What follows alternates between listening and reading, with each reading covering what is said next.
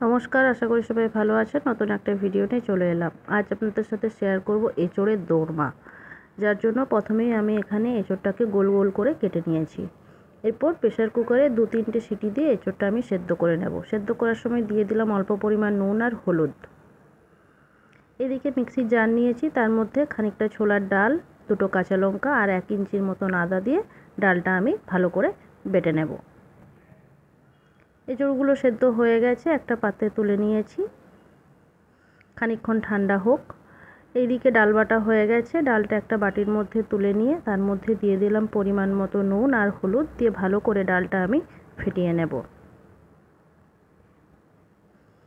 এঁচোড়গুলো এইদিকে ঠান্ডা হয়ে গেছে, এরপর মাঝের অংশটা আমি কেটে বাদ দিয়ে দেব। তারপর এখানে দেব অল্প পরিমাণ হলুদ আর অল্প পরিমাণ লঙ্কার গুঁড়ো আর অল্প পরিমাণ নুন দিয়ে ভালো করে সবগুলোতে একসাথে মাখিয়ে নেব। এপিট ওপিট করে ভালো করে সব মাখিয়ে নেব। তারপর এদিকে কড়াইতে তেল গরম হয়ে গেছে, এঁচোড়ের রিং পিসগুলো এবারে আমি ভালো করে ভেজে নেব। আর ভাজার সময় মাঝের এই ফাঁকা অংশটাতে বেটে রাখা ডালটা এইভাবে আমি র্যাপ করে দেব।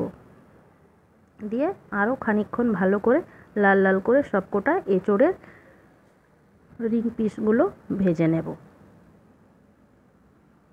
চলুন, ভাজা হয়ে গেছে, এবার একটা পাত্রে তুলে নিই। আর নিরামিষ দিনে একবার এইভাবে এঁচোড়ের দোরমা বানিয়ে দেখতে পারেন, খেতে কিন্তু অসাধারণ হয়। তারপর সেই কড়াইতেই ফোড়ন হিসেবে দিয়ে দিলাম দারচিনি, 2টো এলাচ আর 4টে লবঙ্গ। বেটে রাখা টমেটো পিউরিটা দিয়ে ভালো করে 2-4 বার নাড়াচাড়া করে নেব, যাতে টমেটো থেকে কাঁচা গন্ধ না ছাড়ে। তারপর এখানে দিয়ে দিলাম সামান্য পরিমাণ হলুদ, 1 চামচ ধনে গুঁড়ো, 1 চামচ জিরে গুঁড়ো আর 1 চামচ কাশ্মীরি লঙ্কার গুঁড়ো দিয়ে মশলাটাকে আমি এখানে ভালো করে কষিয়ে নেব, যাতে মশলা থেকে কোনো কাঁচা গন্ধ না ছাড়ে। মশলা থেকে যখন তেল ছেড়ে আসবে তখন এখানে আমি দিয়ে দেব 2 চামচের মতন টক দই দিয়ে আরও 2-4 বার ভালো করে এইভাবে নাড়াচাড়া করে নেব। এরপর এখানে দিয়ে দেব অল্প পরিমাণ জল, বেশি জল ব্যবহার করব না, যেহেতু এঁচোড়ের দোরমা বানাবো তাই এখানে বেশি জল না দিলেও চলবে। তারপর সেই মিক্সির জারেই আবার বেটে নেব খানিকটা কিশমিশ। অবশ্যই কিশমিশটা দেবেন, তবেই কিন্তু এঁচোড়ের দোরমাটা খেতে ভালো হবে। ঝোল এইদিকে ফুটে গেছে, এরপর দিয়ে দিলাম এখানে সামান্য পরিমাণ নুন। তারপর ভেজে রাখা এঁচোড়গুলো দিয়ে ভালো করে 2-4 মিনিট ফুটিয়ে নেব। এরপর দিয়ে দিলাম বেটে রাখা কিশমিশটা।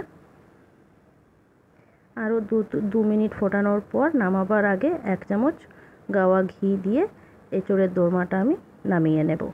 চলুন, এঁচোড়ের দোরমা তৈরি হয়ে গেছে, এবার গরম ভাতের সাথে পরিবেশন করি। আর ভিডিওটা যদি আপনাদের ভালো লেগে থাকে পাশে থাকবেন, শেয়ার করবেন, কমেন্ট করবেন, ফলো করবেন। ধন্যবাদ।